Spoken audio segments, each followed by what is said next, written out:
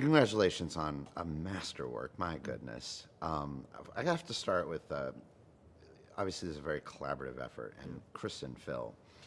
What did you take away from working so closely with those guys? Well, their empathy for characters, their ability to craft a story, and their passion for filmmaking is unparalleled.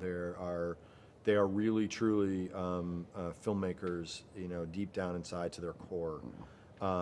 Their love of art and their incredible gift as comedians and people who bring a lot of humor to everything that they do, to life, the way they live their life. That's probably what I took away from the whole experience. They're just really great guys. And do you have an early memory of Legos? I mean, what was your first memory? Yeah, I mean, I played a lot with, like, I had the little castle guys, I had the space guys and stuff like that. I think the earliest stuff, I mean, the stuff that I liked doing was, I probably like to build. I mean, I think all kids probably like to build big towers and then knock them down, like stuff like that. Those are the things that I remember really early on, is just sort of like trying to build something that is clearly like too tall, taller than you, as many bricks as you can, thin and super tall, and then having it knock down and break apart and stuff like that. That was the stuff that I remember, and I really, sort of enjoyed as a boy.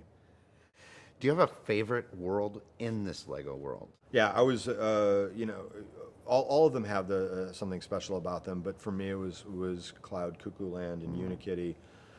Was so much fun to think about as we were designing it, as we were boarding it, to come up with, and the influences that we tried to, the Peter Max stuff and the Yellow Submarine stuff and the Mary Blair Disney stuff that we tried to find as influences for that world, and just sort of that sense of like free creativity, weird stuff. It was fun, and everybody got into it. It was something that, because it wasn't something that was tied to anything, that the designers got into it, the layout people, the animators, like everybody who touched that world made something up within each of their own shots and made something really unique. There's like, there's just stuff going on in the background of people doing weird stuff. The effects guys who were in charge of the crowds, they were doing fun, weird things with the way that they would have characters have like different heads stacked on top of each other, things like that. So it was something that we could all participate in as sort of as a filmmaking family, and that so beyond the fact that it looks really cool and it's something that's meaningful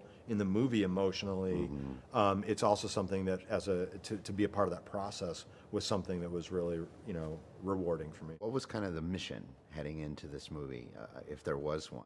Well, I think I mean, when you call something the Lego Movie and you base it on a toy, from the outset it looks like the most cynical cash grab in the history of filmmaking, and what we wanted to do is like, okay, this is the job. So how do you turn that into something that actually is fun and is unique and is silly and kind of celebrates childlike creativity in that sense that you can do anything. When you're a kid, you think that it's Barbie and G.I. Joe live together in the same house, and she goes off and does the reporting and does whatever, and he goes off and does the thing that he goes off and does in his job, and it's like, you can mix things up, and it's ridiculous, and it's funny, and it's but at the same time it's like the biggest action movie ever.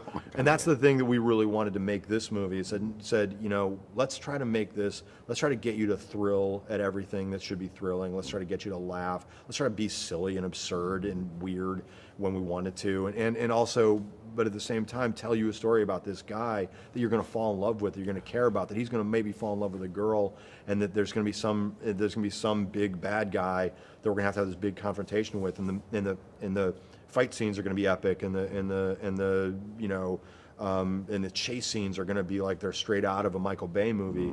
And let's shoot it like an adult. Like, let's shoot it with like the way Grant Freckleton and the layout team put all of this stuff together for us to be able to play in that world and to make it feel as big and as badass as it possibly can. That was what we did. That was what we set out to do. We said, we're going to make it something. If there is, and I hope there is, a second Lego movie, what characters from their canon would you personally like to see in it? If we were going to do a second Lego movie, I would love to get more of the Ninja Turtles in there. I'd love to get Pirates of the Caribbean in there. There's a lot of I'd love to get the Fabuland Oh my characters God, from yeah. the old set, things like that. I'd love to resurrect Johnny Thunder, all that stuff. I mean, we had again we had some of these guys in the background in a couple of spots, but I would love to have them be a part. I would love to do a Magnificent Seven type movie with all of these characters from all these worlds, or Ocean's 11, where you do something like that and get all of these characters from all these worlds together, and they have to like solve a problem.